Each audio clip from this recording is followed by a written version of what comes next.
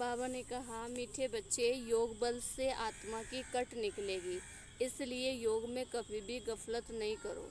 प्रश्न है, बाप ने बच्चों को बेहद का वर्षा लेने की कौन सी युक्ति बताई जिसमें माया चारों तरफ विघ्न डालती है? उत्तर में बाबा ने कहा कि बाबा ने युक्ति बताई, बच्चे तुम ब्रह्मा कुमार कुमारियाँ एक बाप के बच्चे आपस में भाई बहन हो। तुम कभी क्रिमिनल असाल्ट नहीं कर सकते, भाई बहन विकार में नहीं जा सकते। तुम्हें शिव बाबा की मत पर चलकर बेहद का वर्षा लेना है, परंतु माया कम नहीं है, चारों तरफ इसमें ही विघ्न डालती रहती है। हम भाई बहनें एक बाप से वर्षा लेते हैं या भूल जाते हैं। गीत हैं, तुम्हें पाके हमने जहाँ पा लिया। ओम शांति। गीत का एक अक्षर ही काफ़ी है। बच्चे जानते हैं कि बेहद के बाप से बेहद का वर्षा मिलता है और कल्प कल्प मिलता है। यह भी बच्चे जानते हैं कि बेहद का वर्षा बरोबर भारत को मिला था, अब वह नहीं है और फिर से मिल रहा है।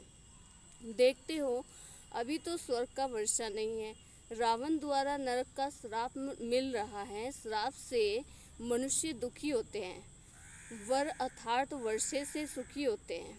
अब ब्राह्मण बच्चे जानते हैं, वह है बेहद का निराकार बाप और प्रजापिता ब्रह्मा है बेहद का साकार बाप। बेहद के साकार बाप और प्रजापिता ब्रह्मा बगैर कोई होता ही नहीं। बल गांधी को बापूजी कहते थे, परंतु कायदे से सारे मनुष्य सृष्टि का तो वह बापूजी हो न सके। सारी निराकारी वर्ड का बापूजी तो हैं शिव। अभी तुम बच्चे जानते हो, हम शिव बाबा के बने हैं। शिव बाबा ने आकर हमको अपना बनाया है वर्षा देने के लिए। मधुबन आते हैं किस लिए? शिव बाबा से मिलने के लिए, परंतु वह तो निराकार है, सिर्फ शिव बाबा कहने से समझेंगे नहीं, इसलिए कहा जाता है बाप दादा। शिव बाबा और ब्रह्मा दादा, दादे का नाम अलग है और बाप का नाम अलग है। वह निराकार सबका बाप भी है, सबका दादा भी है। सब बच्चों को बाप दादा से वर्षा मिलता है जरूर। बेहद के बाप से सबको वर्षा मिलता है, वह बाप ही सबका दुख हरता सुख करता है। सतयुग में कोई भी मनुष्य दुखी हो न सके। नाम है स्वर्ग, वह है हेवन स्थापन करने वाला गॉड फादर। भारत सबसे पुराना है तो जरूर सबसे नया था, तब तो अभी सबसे पुराना हुआ है। सतयुग कलयुग भारत को ही कहा जाता है।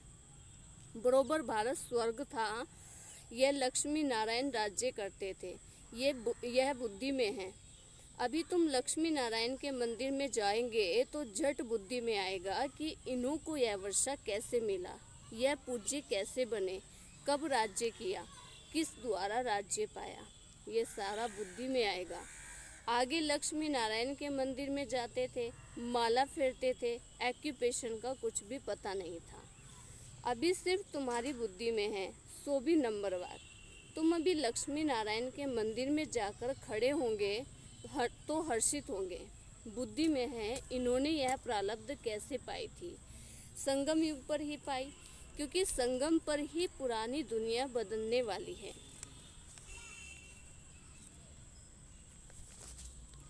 संगम पर ही बाप ने आकर राजयोग सिखाया था, यह भी जानते हो। बहुत जन्मों के अंत के जन्म में बरोबर यह ब्रह्मा था। ब्रह्मा द्वारा विष्णुपुरी की स्थापना होती है। यह लक्ष्मी नारायण ही अगले जन्म में बरोबर ब्रह्मा सरस्वती थे। ब्रह्मा के साथ ब्राह्मण ब्राह्मणियाँ भी होंगे। सतयुग में लक्ष्मी नारायण की राजधानी थी ना, जरूर प्रजापिता भी होगा।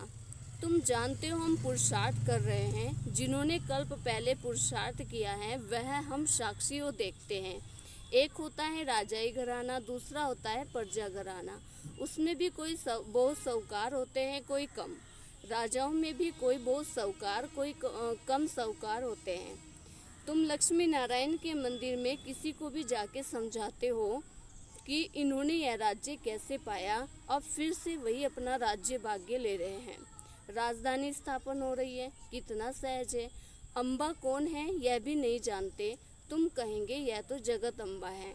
कल्प पहले भी जगत अम्बा जगत पिता थे, उन्हों के बच्चे हम थे।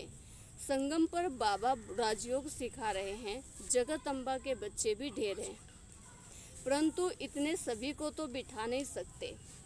अभी तुमको ज्ञान का तीसरा नेत्र मिला है। बाप ज्ञान का सागर है, तो जरूर बच्चों को ज्ञान ही देंगे।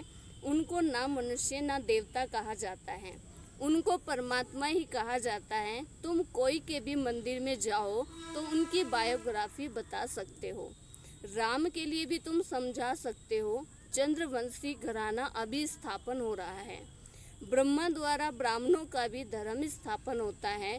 ब्रह्मा का नाम कितना बाला है। ब्रह्मा द्वारा बाप ब्राह्मणों को रचते हैं। तुम ब्रह्मा कुमार कुमारियां होने से जानते हो हम एक बाप के बच्चे, आपस में भाई बहन हैं। फिर हम क्रिमिनल असल्ट कर नहीं सकते, भाई बहन विकार में जा नहीं सकते। बाप ने यह युक्ति रची है। ड्रामानुसार तुम भी ब्रह्मा कुमार, हम भी ब्रह्मा कुमारी। वास्तव में सारी दुनिया बीके हैं, परंतु जानते नहीं है हम शिव बाबा की मत से बेहद का वर्षा ले रहे हैं। माया भी कम नहीं है, चारों तरफ विघ्न डालती रहती है। हम भाई बहन हैं, एक बाप से वर्षा लेते हैं, यह भूल जाते हैं।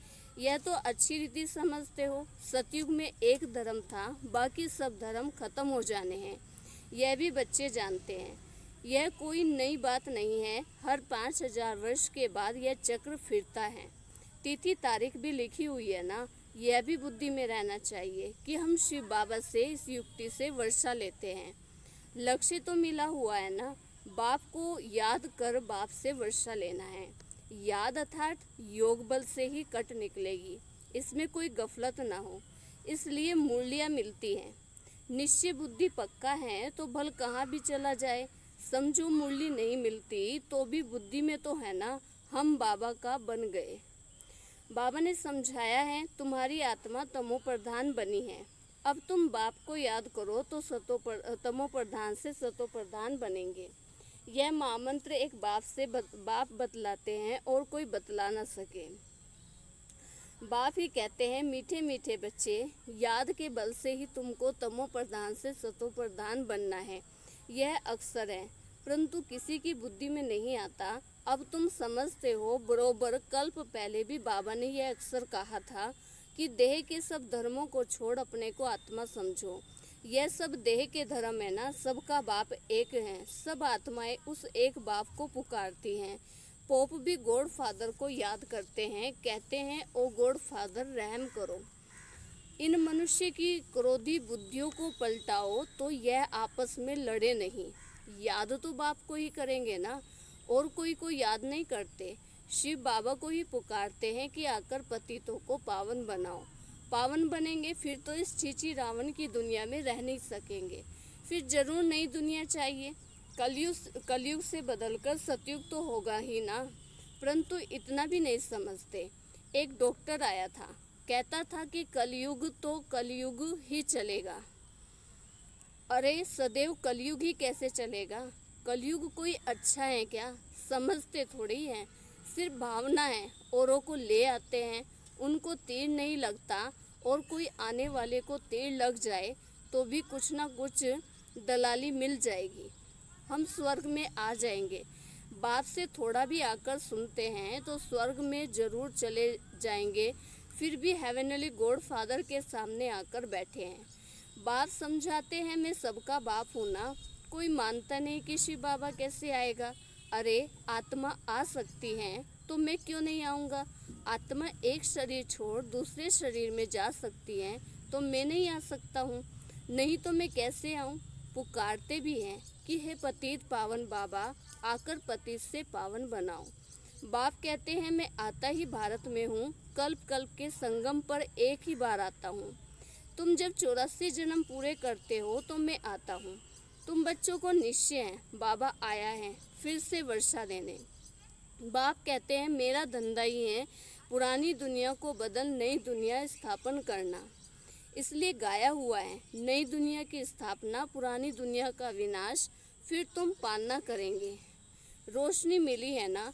काली का मंदिर देखेंगे तो समझेंगे यह झूठा चित्र है। काली बरोबर जगदम्बा है, परंतु ऐसा भयानक रूप नहीं है। बंगाल में काली के आगे बलि चढ़ाते हैं, परंतु जानते कुछ नहीं। जगत अम्बा के मंदिर में लाखों आते हैं, सदैव जैसे मेला ही है। छोटी सी मूर्ति रखी है ना। नाम रख दिया है जगदम्बा। अब जगदम्बा तो एक ही होनी चाहिए। सिंध में काली का मंदिर कैसा बनाया था। एक बार किले में बम फटा तो एक फकीर ने कहा कि काली माता गुस्सा हुई है। बस उसने जाकर वहाँ काली का मंदिर बना दिया। अब काली है कौन, कुछ भी नहीं जानते। तुमको अब नॉलेज मिली है, ऐसी कोई चीज़ नहीं जिसको तुम ना जानो। समझते हो बाबा से वर्षा ले रहे हैं तो पूरा पुरुषार्थ करना चाहिए। पहले नंबर का दुख तब शुरू होता है जब कुमार कुमारी शादी करते हैं। तुम्हें तो शादी करने का भी कभी ख्याल भी नहीं आना चाहिए। अब बाप कहते हैं यह रावण राज्य खत्म होना है। यह है विकारी ग्रस्त व्यवहार। देवी देवताओं के लिए गाते हैं रहते हैं। यह किसी को पता नहीं कि इन देवताओं को निर्विकारी बनाने वाला कौन है। सतयुग है संपूर्ण निर्विकारी दुनिया। शास्त्रों में फिर दिखा दिया है कि वहाँ भी विकार थे, परंतु वह तो है ही वॉइसलेस वर्ड। विकारी दुनिया और निर्विकारी दुनिया में कितना फर्क है, यह बातें और किसी की बुद्धि में नहीं है। तुम जानते हो, इन लक्ष्मी नारायण का जब राज्य था तो कितने थोड़े मनुष्य थे। एक ही धर्म था, फिर वृद्धि को पाया है। चक्र भी पूरा लगाना पड़े तब कहेंगे पूरी पृथ्वी पर चक्कर लगाया। समुद्र का तो चक्कर लगा ना सके। सतयुग में थोड़े हैं तो कितनी थोड़ी जमीन लेते हैं। अब मनुष्य सृष्टि की हद पूरी होनी है। ऊपर में थोड़ी आत्माएं जो हैं वह भी आती रहती हैं। मनुष्य बढ़ते ही रहते हैं। जब वहाँ से भी आत्माएं आना पूरी हो जाएगी तुम कर्मतीत अवस्था को पाओगे। फिर आत्माओं को शरीर छोड़कर जाना है, उनका आना तुम्हारा जाना होगा। थोड़े थोड़े आते रहते हैं, समझ की बात है ना। हम पहले जाकर वहाँ रहेंगे। हमारे होते कोई रहना नहीं चाहिए। यह विस्तार की बातें हैं। बच्चों को फिर भी बाप कहते हैं। अच्छा, अपने प्यारे बाबुल को याद करो, तुमको फ़ायदा है बाबा को याद करने में। यह हिस्ट्री ज्योग्राफी तो मनुष्य बहुत पढ़ते हैं, बहुत दूर दूर जाते हैं, मून में भी जाते हैं। यह है साइंस का घमंड। अति में जाते हैं, मून में कुछ खड़ा थोड़ी है। तुम तो सूर्य चांद से भी पार जाते हो। यह नॉलेज तुम्हारी बुद्धि में अभी है। समझते हो, ड्रामा प्लान अनुसार बाबा ये सब बताते हैं। बाप ही कहते हैं मैं तुमको पति से पावन बनाता हूँ। यह मेरा पार्ट है। भक्ति मार्ग में भी यह पार्ट हमारा है तो ड्रामा ना। जैसे तुम पार्टधारी हो मैं भी पार्टधारी हूँ। मेरा काम है तुमको पति से पावन बनाना। जो कुछ करते हैं तो उनकी महिमा होती है ना। इन लक्ष्मी नारायण की कितनी महिमा है, परंतु उन्होंने ऐसा लायक किसने बनाया। ये सुखधाम के मालिक थे। अभी तो अनेक प्रकार के कितने दुख हैं। आज कोई मरा, झगड़ा हुआ, भल किसी के पास लाख करोड़ पदम हैं, परंतु अगर कोई बीमारी आदि आ जाती है तो क्या करेंगे। बिरला के पास कितने पैसे हैं। एक जन्म में पैसा देखने में आता है, परंतु ऐसा कोई नहीं जिसको कोई दुख नहीं हो। किसी न किसी प्रकार का दुख तो सभी को होता है। अभी तो यह पैसा आदि सब मिट्टी में मिल जाना है। अच्छा, मीठे मीठे सिकी लदे बच्चों प्रति माता पिता बाप दादा का याद प्यार और गुड मॉर्निंग।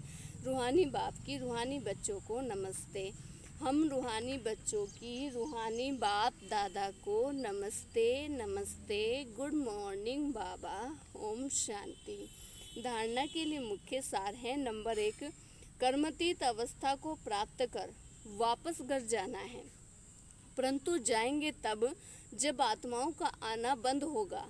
इस विस्तार को बुद्धि में रख एक बाबुल को प्यार से याद करना है। नंबर 2 है, ज्ञान की रोशनी मिली है, इसलिए निश्चय बुद्धिमान बाप से पूरा वर्षा लेना है। कहाँ भी रहते याद के बल से आत्मा को तमो प्रधान से सतो प्रधान बनाने का पुरुषार्थ करना है। वरदान बाबा ने दिया कि अपनी संपूर्णता के आधार पर समय को समीप लाने वाले मास्टर रचेता भव। अपनी संपूर्णता के आधार पर समय को समीप लाने वाले मास्टर रचेता भव। समय आपकी रचना है, आप मास्टर रचेता हो। रचेता रचना के आधार पर नहीं होते, रचेता रचना को अधीन करते हैं। इसलिए यह कभी नहीं सोचो कि समय आपे ही संपूर्ण बना देगा। आपको संपूर्ण बन समय को समीप लाना है। वैसे कोई भी विघ्न आता है तो समय पर